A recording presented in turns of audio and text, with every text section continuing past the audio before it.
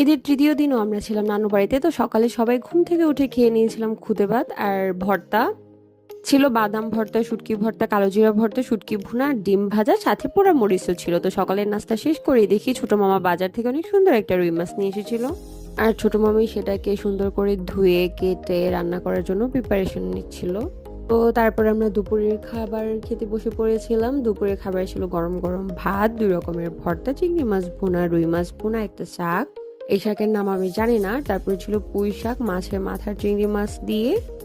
তো ভর্তাগুলো খুবই ভালো ছিল, তবে আমার কাছে সব থেকে ভালো লেগেছে এই চিংড়ি মাছ ভুনা।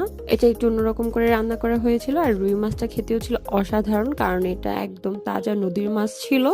খাওয়া দাওয়া শেষ করে আমরা সবাই মিলে চলে গিয়েছিলাম একটু ঘুরতে বিকেল বেলা। তো সেখানে গিয়ে আমরা খেয়েছিলাম ফুচকা। তারপরে দেখি একটা ছোট ভাই এরকম কেক বিক্রি করতেছিল।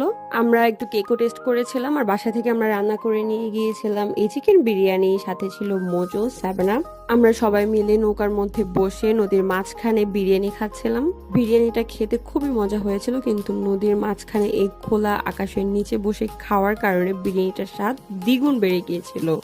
আমরা এমনিতেই বিকেলে বের হয়েছিলাম, আর ওইখানে যে ঘোরাফেরা করার পর খাওয়া দাওয়া করতে করতে সন্ধ্যা হয়ে গিয়েছিল। মাগরিবের আজান দিয়ে দিয়েছিল। তো আমরা তারপর বাসার উদ্দেশ্যে রওনা দিয়ে ফেললাম।